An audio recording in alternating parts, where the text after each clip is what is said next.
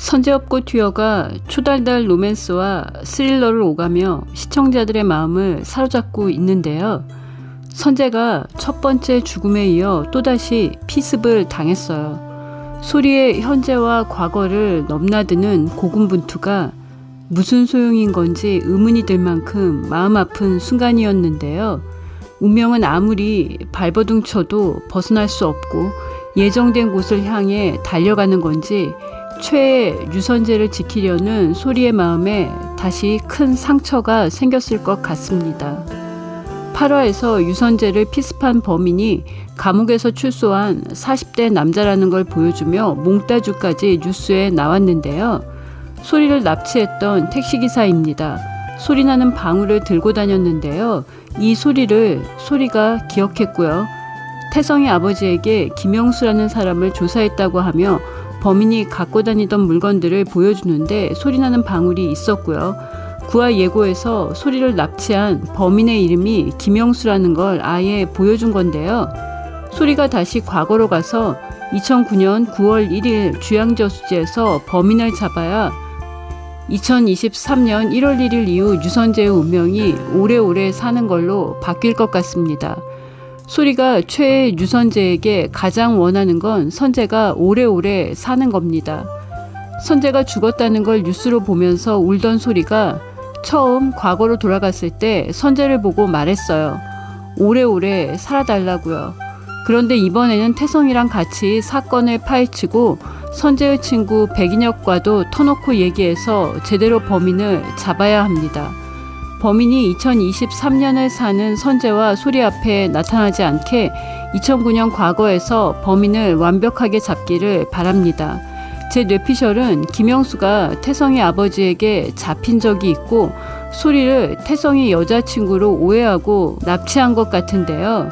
이번에 2009년으로 함께 돌아가서 태성이와 소리가 함께 범인을 잡을 것 같습니다. 그런데 2009년으로 가면 선재와 소리가 대학생인데요. 소리가 선재가 위험해진 게 자신 때문이라고 생각해 선재를 결사적으로 피해 다닐 것 같은데요. 대학생 선재와 소리의 로맨스도 재밌을 것 같습니다. 소리의 최애 유선재와 아이돌스타 선재의 개탄 성덕이 된 임솔의 타임슬립 쌍광구원 로맨스 선제업고 튜어 매일매일 보고 싶은 드라마입니다. 선제업고 튜어가 사람 마음을 들었다 놨다 하는 능력이 대단한 게 꼭 아이돌스타 유선재 같네요. 임솔의 최애 유선재가 저의 최애가 될 것 같은데요. 다시 타임슬립한 소리가 2023년 1월 1일 한강다리 위에서 선재를 기다립니다. 소리는 알고 있어요. 지난 시간 선재가 죽기 직전 만난 사람이 자신이었다는 걸요. 타임캡슐을 함께 열기로 한 날이기 때문에 기다리면서도 선재야 오지마, 오면 안 돼 하면서도 소리는 14년 만에 선재를 만날 수 있다는 기대를 갖게 되는데요. 유선재가 누구인가요?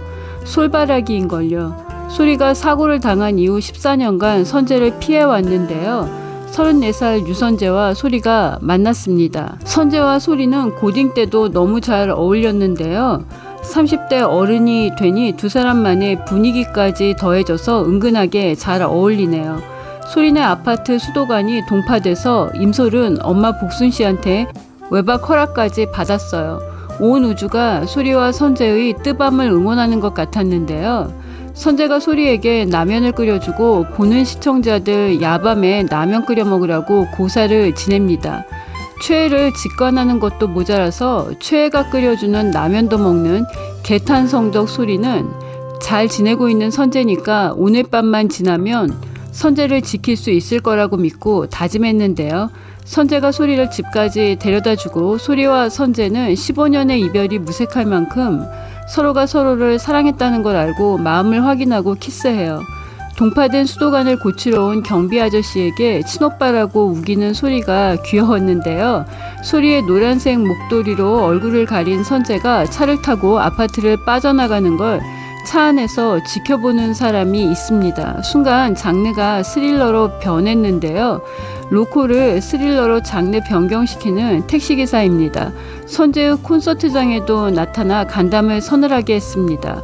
서로의 마음을 확인한 선재와 소리는 선재는 스케줄을 소화하며 소리 생각에 행복해하고 개탄성덕 소리는 선재 생각에 일하면서도 입가에 미소가 떠나지 않았는데요. 이날 소리는 퇴근 후 선재의 집 주차장에 놔둔 차를 가지러 갔다가 선재를 스토킹하는 여자를 다시 만나요. 소리가 선재의 스토커로 오해받고 경찰서까지 갔던 게 스토커 여자와 소리가 같은 하얀색 패딩을 입고 있어서 선재의 매니저와 아파트 경비실에서 같은 사람으로 오해했기 때문인데요. 소리가 선재를 스토킹하는 여자에게 밥을 사줍니다. 그때 식당에 있는 TV에 뉴스 속보가 떴습니다. 아이돌 스타 유선재가 출소한 40대 남자에게 피습을 당했고 병원으로 옮겨져 응급수술을 받고 있다는 뉴스입니다. 소리가 선재가 피습당해 수술 중이라는 뉴스를 보고 충격을 받습니다. 저도 충격을 받았는데요. 소리가 선재를 살리기 위해 다시 2009년으로 돌아갑니다. 2023년 1월 1일에 태성이가 소리의 집 앞에 서 있는 장면이 나왔는데요. 1화에서 현주가 소리에게 태성이는 다른 학교 학생들과 패싸움을 해서 자퇴했다고 했는데요. 소리가 처음 과거로 돌아갔을 때 태성이에게 생일날 기사식당에서 미역국도 사주고 터진 입술에 약도 발라주고 했습니다. 태성이는 소리와 헤어진 후에도 소리를 좋아한 것 같은데요. 태성이에게 소리를 납치한 범인을 잡을 복선이 숨겨져 있을 것으로 예상합니다. 태성이 아버지가 경찰이라는 건 드라마 초반에 보여줬고요. 소리가 과거로 돌아가 주양저수지에서 다시 사고를 당했을 때 범인은 다른 차를 타고 지나갔습니다. 선재는 14년 전 그날도 소리를 구하러 왔는데요. 이날은 소리를 납치한 택시기사가 소리가 차 키를 빼서 도망을 쳤기 때문에 세컨차로 소리를 뒤쫓아왔는데요. 선재가 달려왔고 태성의 아버지도 도로에 주저앉은 소리에게 괜찮냐고 물었습니다. 그 사이에 범인이 차로 빠져나간 건데요. 선재를 살리기 위해 다시 2009년으로 돌아간 소리가 트라우마로 잊었던 기억들까지 다 되찾고 범인을 잡을 것 같습니다. 2009년으로 돌아가 대학생이 된 선재와 소리의 풋풋한 로맨스를 기대합니다. 구독과 좋아요는 저에게 큰 힘이 되고요. 저는 또 다른 리뷰로 돌아오겠습니다. 시청해주셔서 감사합니다.